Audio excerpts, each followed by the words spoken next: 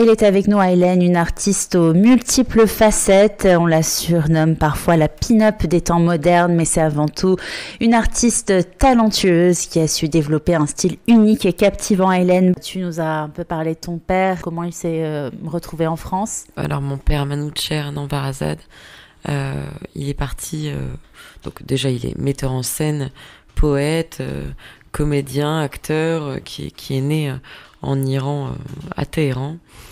Donc il est parti, donc on va dire juste après la Révolution. Pendant la Révolution, on sait plus bien, mais il est parti en 81, après avoir été menacé de mort. Donc tous ses amis ont été assassinés parce qu'il était très engagé politiquement. Ses amis aussi faisaient partie d'un groupe qui était assez actif politiquement. C'était le dernier sur la liste, donc tous les autres se sont fait assassiner. Ici, il a bien compris que le prochain c'était lui.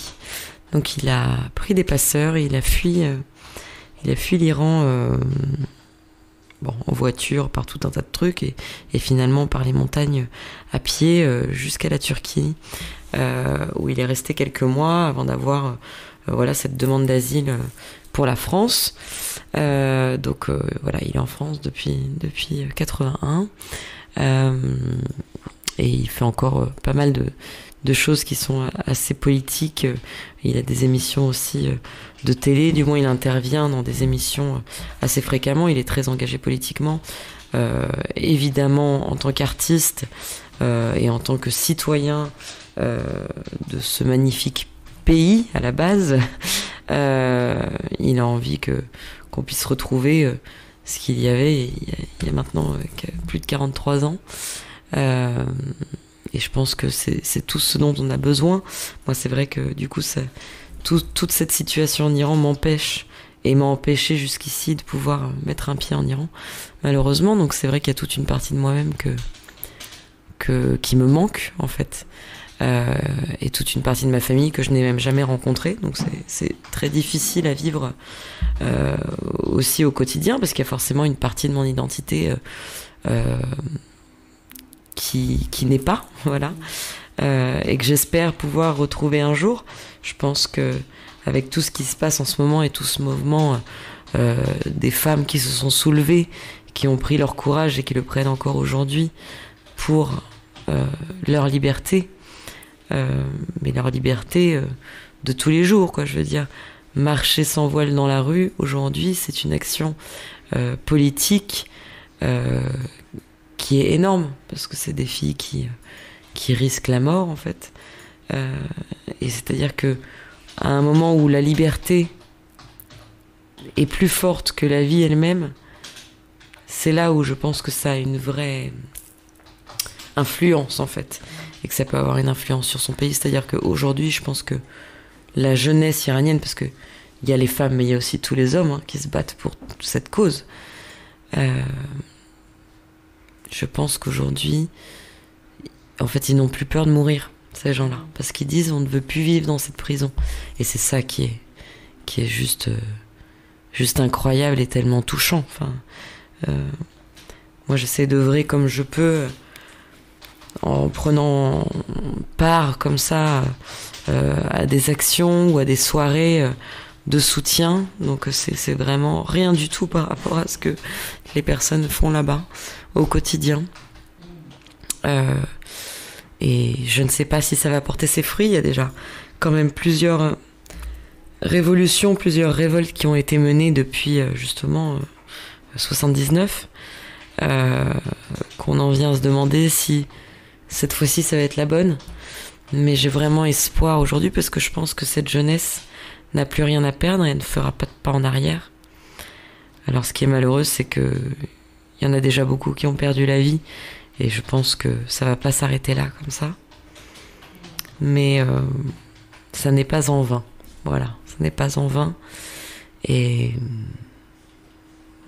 voilà, je pense que nous pouvons les remercier, et leur pays, leur nation peut les remercier, parce que aujourd'hui c'est eux qui œuvrent pour la liberté au prix de leur vie.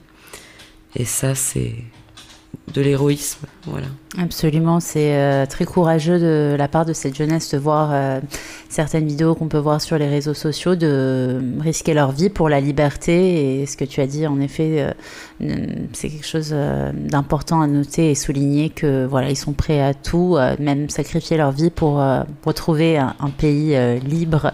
Alors j'imagine que tout comme son parcours artistique, ton père t'a aussi sensibilisé par rapport à la situation actuelle en Iran, en tout cas depuis la révolution, et aussi sur ce que c'était auparavant et même bien avant, puisque voilà, il s'agit d'une histoire millénaire. Est-ce que ça t'arrive alors aujourd'hui d'avoir des inspirations dans tes créations? Alors tu nous as dit que ce sera peut-être prochainement, mais est-ce que tu l'as quand même fait avant d'avoir des inspirations artistiques?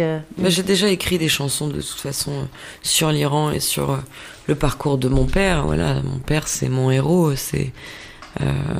Il a bravé tellement de choses dans sa vie pour arriver jusqu'ici. Voilà, moi c'est mon mentor, je pense, un de mes plus grands mentors, qui m'a montré ce que c'est la vie, ce que c'est la liberté, ce que c'est l'art, ce que c'est tout un tas de choses. Donc je suis très très fière de ça et ça me donne une force au quotidien, c'est évident. Et puis ce magnifique pays, voilà, dont on a ses origines, on peut qu'en être fier. Comme tu dis, c'est une culture qui est millénaire. Voilà, on entend beaucoup parler de l'Égypte, on entend beaucoup parler de civilisations très anciennes comme ça, de Rome, des Grecs, mais enfin, l'Iran et la Perse, c'était un royaume et un territoire énorme, et qui ont alors ça c'est sûr que si on écoute les Iraniens, ils ont tout inventé, mais je pense que on n'est pas loin de la vérité. Et ils ont inventé beaucoup de choses, et beaucoup de choses qui font encore partie de ce monde et qui font encore partie de ce quotidien aujourd'hui. Donc voilà, j'espère qu'un jour on pourra vraiment connaître d'autant plus l'histoire comme ça de l'Iran, et tout ce que ça a pu inspirer aussi dans le monde, et à quel point c'était une terre et un empire très très très puissant et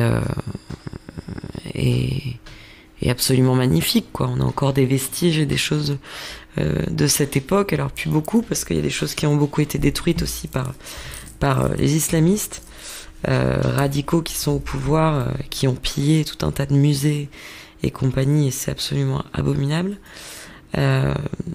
Mais encore une fois, j'ai espoir, et je pense que voilà, quand on aura retrouvé cette paix et que notre pays aura retrouvé sa grandeur d'autrefois, je pense qu'on pourra enfin dire au monde voilà d'où on vient et ce que c'est que ce pays, malgré que je pense que les gens savent, voilà, que ce n'est pas seulement une république islamique et que des femmes voilées, c'est justement bien le contraire.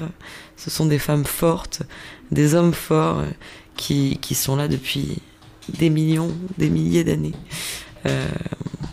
Et j'en suis absolument très fière de ses origines, comme vous pouvez l'entendre, je pense. Oui. Tu rêves aussi d'aller chanter et de faire un concert un jour en Iran? C'est un de mes plus grands rêves. C'est un de mes plus grands rêves. Et hier soir, je disais ça sur la scène de l'Olympia, parce que j'ai toujours un petit mot pour justement ce mouvement. À chaque concert, je parle de l'Iran, je parle du combat de mon père, et je dis que voilà, je suis une femme sur cette scène, et ce que je fais à ce moment-là, à cet instant T, d'être une femme dévoilée, maquillée, qui chante avec sa guitare en robe et en talons, et qui s'exprime sur la liberté, je ne fais que des choses interdites, en fait. Et je sais la chance que j'ai de pouvoir le faire dans un pays comme la France. J'ai énormément de chance de pouvoir faire ça. Mais ce que j'aimerais vraiment, ça serait prendre cette revanche aussi sur la vie et de pouvoir le faire en Iran, une fois que ce pays sera libre, et d'emmener ma fille en tant que femme libre, et d'y aller moi en tant que femme libre, sans voile, sans rien, juste nous et notre liberté. Voilà. Hélène, est-ce que tu dirais que tu es quelqu'un d'engagé, tout comme ton père? Je sais pas si j'arrive à me dire engagé, en tout cas, c'est quelque chose qui fait partie de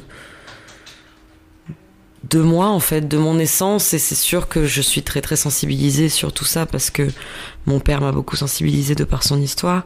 Et c'est un espèce de combat que je veux mener parce que l'injustice, il n'y a rien de plus qui me fait le plus de peine, en fait, dans tout ce que ça comporte. Et du coup, c'est sûr que c'est un combat que je mène à mon tout petit niveau. Mais j'espère que, voilà, je pense que si chacun met un petit maillon quelque part, et ben voilà, ça fait une grande chaîne et puis on va pouvoir vraiment passer au-dessus de tout ce qui se passe et pouvoir retrouver ce pays tant oublié malheureusement. Tes dernières actualités, les différentes informations pour qu'on puisse aussi te retrouver après cette émission. Tout à fait. Déjà, je vous invite, si ça vous a plu et que vous voulez en savoir plus, à me suivre sur les réseaux. Donc, Aylen officiel ou Aylen official sur Instagram, donc avec un A. Donc, Aylen Haylen. Et comme ça, vous êtes au courant de tout ce qui sort, des concerts à côté de chez vous également. J'ai mon titre, donc si jamais, qui sortira vendredi avec son clip. Donc évidemment mon album qui en écoute absolument partout, sur toutes les plateformes de téléchargement légales et sûrement illégales. Et puis à la Fnac et chez Cultura aussi, vous pourrez retrouver mon album. Et puis sinon, je passerai peut-être près de chez vous bientôt. Donc là, le lundi prochain, je jouerai à la Cigale en première partie de Robert Cray. Donc il sera une première Cigale aussi, donc je suis très très fière. Je joue au Festival du Château Talmont le 18 mai. Je vais jouer au Festival Oda Jazz dans le 41 le 23 juin. Et dans le 76 au Archeo Jazz Festival le 30 juin. Au Cahors Blues Festival le 12 juillet. Et au Albrecht Jazz Festival le 9 septembre dans le 47. Voilà, je passerai même par la Suisse à Genève le 12 octobre. Enfin, vous l'aurez compris, il y aura maintes occasions de pouvoir venir nous voir en concert. Et voilà, j'espère croiser votre route très bientôt. Eh bien, avec grand plaisir pour te recevoir à nouveau aussi sur Radio Ici et Maintenant. Aylen, un dernier message, une conclusion que tu aimerais partager avec les auditeurs? Écoutez, voilà, vivez pour vos rêves, ne lâchez jamais l'espoir de rien. Je suis vraiment, vraiment sûre que tout est possible, tout ce que vous voulez accomplir, donc il faut y aller. Et surtout, vive la liberté. Et oui, vive la liberté. Merci beaucoup, Aylen.